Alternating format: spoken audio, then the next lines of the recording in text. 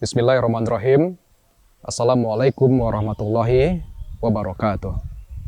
Sahabat Dau yang dirahmati Allah, puasa dan perubahan. Allah Subhanahu wa Ta'ala berfirman di dalam Al-Quran, surat Ar-Ra'd ayat ke-11. A'udzubillahi minasyaitonirrajim. Innallaha la yughayyiru ma biqaumin hatta yughayyiru ma bi anfusihim.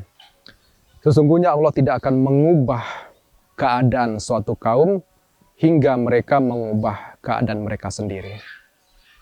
Nah, para sahabat yang dirahmati Allah, taghyir atau perubahan adalah suatu keniscayaan.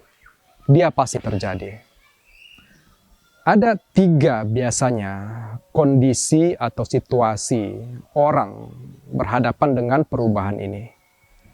Yang pertama adalah sikap, di mana orang gagal dalam menghadapi perubahan.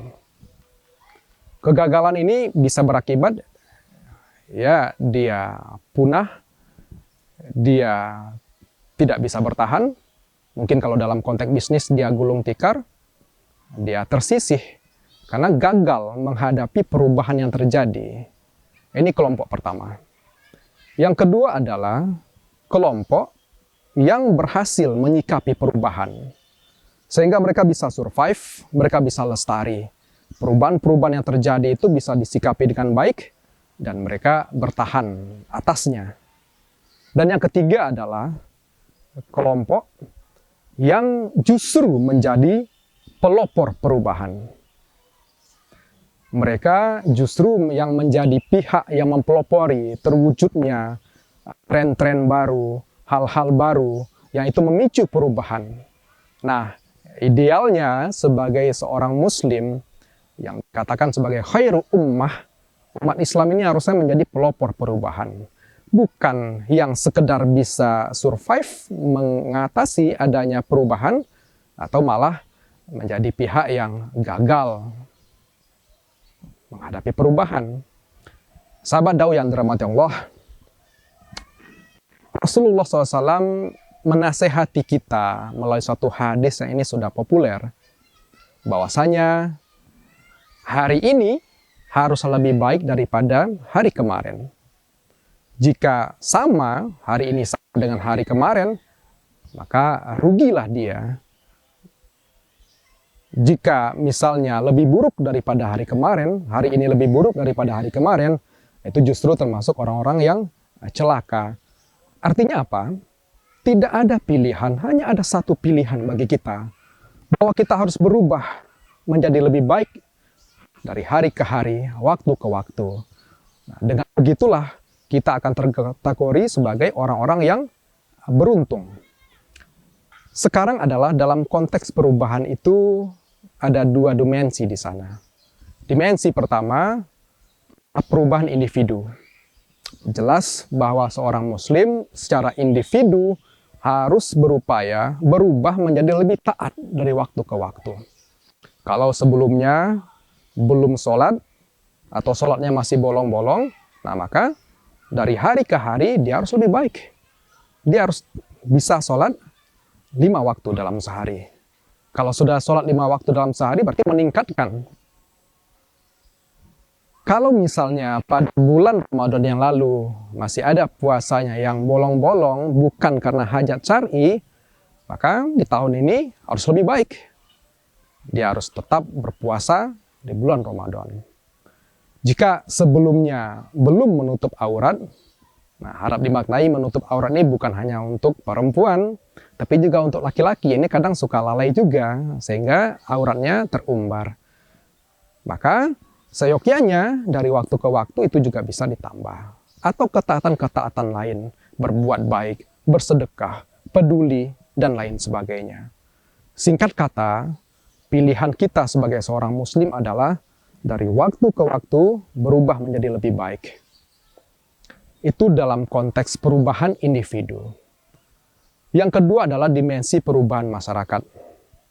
Ketika seorang menjelma berubah menjadi sosok yang soleh, maka biasanya lingkungan tidak akan mempermasalahkan. Orang senang dengan orang yang giat beribadah. Tapi ketika sosok orang soleh tadi berubah menjadi penyeru kebaikan, menjadi orang yang muslih, nah, di situ persoalan mulai muncul. Ajakan-ajakan kepada kebaikan kerap kali akan memperoleh penentangan. Lupakah kita pada baginda Rasulullah SAW, bagaimana beliau dianggap sebagai orang yang baik, bahkan digelari Al-Amin.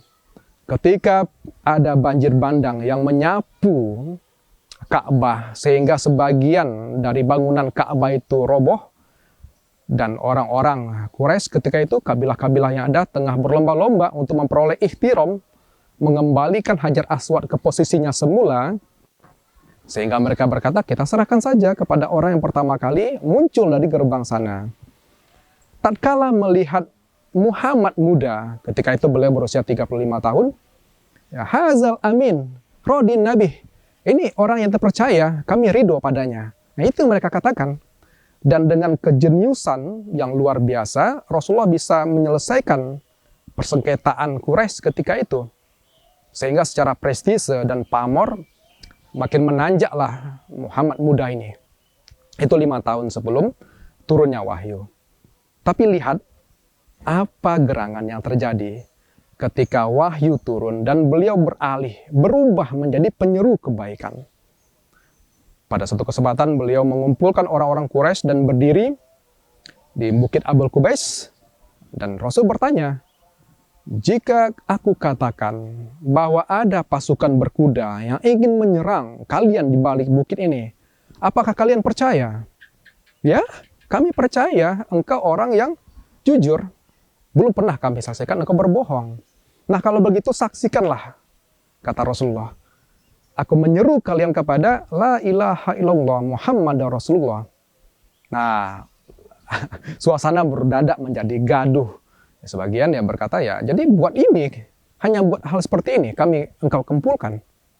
Nah, itu yang terjadi.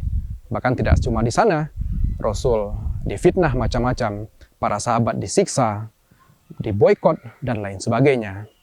Artinya, sahabat yang dirahmati Allah, ketika sosok yang tadi soleh berubah menjadi muslih, akan ada cobaan-cobaan yang hadir, tapi jangan berkecil hati dan jangan ragu untuk menjadi pribadi yang lebih baik seperti itu.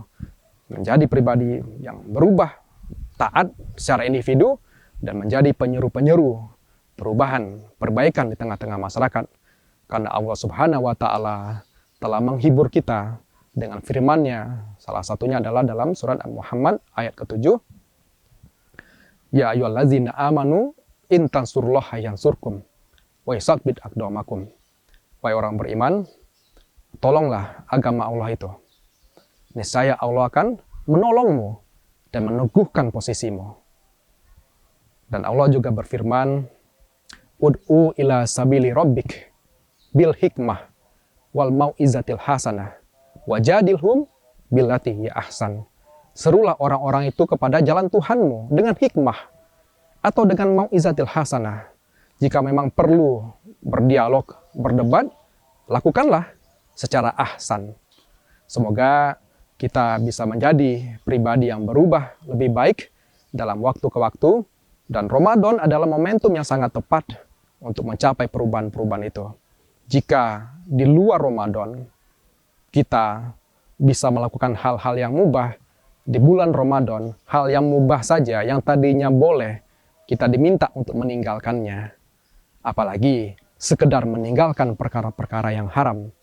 Semoga nanti setelah Ramadan berakhir, kita berubah menjadi pribadi yang lebih baik lagi, lebih taat, dicintai Allah, dan memperoleh keselamatan pertolongan dunia akhirat.